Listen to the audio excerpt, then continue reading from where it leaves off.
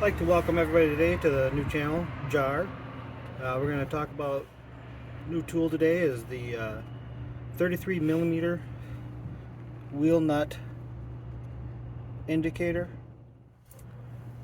Sliply slide it on, pulls off. I kind of like to go the direction next one over so that it slides off. From there we go back to the tool of the installer. Again, 33 millimeter. Slides on there, holds it in place.